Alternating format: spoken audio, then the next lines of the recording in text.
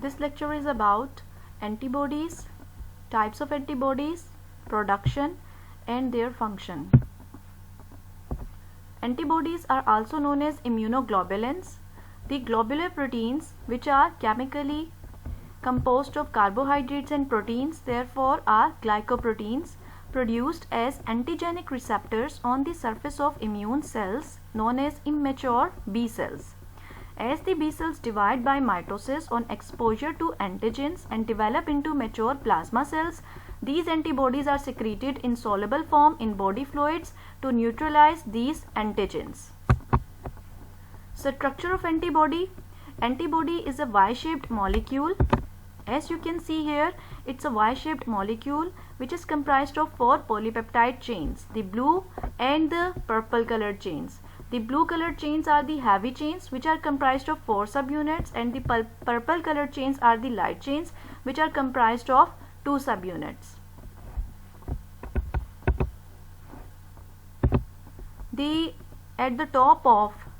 At the tip of this Y-shaped molecule there is a specific antigen binding site. You can see here, which is comprised of 1 subunit from heavy chain and 1 subunit from light chain. This is called as paratop or antigen binding site.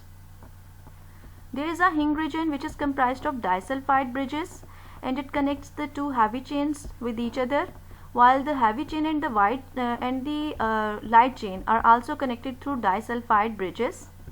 The variable V stands for variable subunit and C stands for constant subunit, while L stands for light and H stands for heavy subunit. So the each arm of the antibody's Y-shaped molecule comprises of a variable region and a constant region. So the variable region is the region which will bind with the antigen. Immunoglobulins can be divided into 5 subclasses or 5 classes or isotypes. The antibodies that are different from each other in the constant region part of antibody heavy chain, but the variable region of heavy chain stays the same.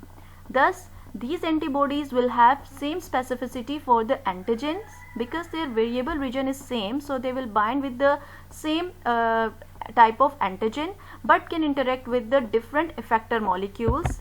This part of the antibody is known as effector region because this is the part which will go and bind with any immune cell or any other effector cell and will initiate the immune response in that cell.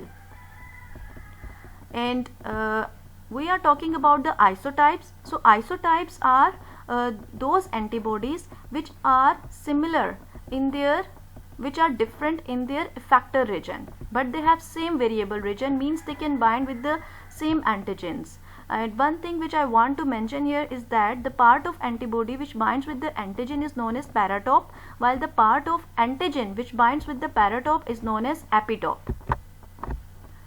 The immunoglobulins have 6 classes or isotypes. These are immunoglobulin G or IgG. It is most common or most abundant type of antibody found in all body fluids. The immunoglobulin M or IgM, it is first antibody to be made by the body to fight a new infection. Immunoglobulin A or IgA, immunoglobulin E or IgE, immunoglobulin D or IgD, camelid antibodies. IgG constitutes 70 to 75% of all human immunoglobulins found in blood. Depending on size of the hinge region, position of the disulfide bonds and the molecular weight of antibody, IgG can be further divided into 4 classes: IgG1, IgG2, IgG3 and IgG4. These are secreted by plasma cells in the blood, and it is also a main component of humoral immune system because of its abundance. Due to its small size and high diffusibility, IgG is the prevalent type in the extracellular fluid that binds Fc receptors on phagocytic or other lytic cells and initiates the antibody-dependent cell-mediated cytotoxicity response, which is also abbreviated as ADCC. It is a cell-mediated defense mechanism wherein effector cells or phagocytes destroy the target cell. It also triggers phagocytosis to initiate opsonization reaction which is a process which is used to destroy foreign particles like bacteria through phagocytosis. Apart from these functions, IgG is the only antibody that can cross the placenta and provides passive immunity to the fetus and infants in the first few months of life. Second subtype of immunoglobulins is IgM, which may be attached to surface of B cell or may be secreted in the blood. It is responsible for early stages of immunity. It is the largest antibody. It comprises of 5 Ig monomers which are linked via disulfide bond. As you can see here, the 5 monomers are connected through a disulfide bond. They are forming a pentamer, and a polypeptide J-shaped chain is there which is linking 2 of these monomers with each other. Third category is IgA. It constitutes 10 to 15% of all immunoglobulins. It is prevalent in serum, nasal mucus, saliva, breast milk and intestinal fluid. It has 2 subtypes, IgA1 and IgA2, which differ in terms of their Hing region characteristics, and it is found on the mucosal surfaces which serve as the primary defense against inhaled and ingested pathogens. And you can see here there are two subunits, like there are 2 antibody like structures, and thus they are forming a dimer. Next is IgE. It is the least prevalent one with a serum concentration 10,000 times lower than IgG, and concentration increases significantly in allergic conditions and parasitic diseases. In response to pathogens, IgE binds to mast cells via specific receptors, followed by pathogen-mediated cross-linking of these receptors.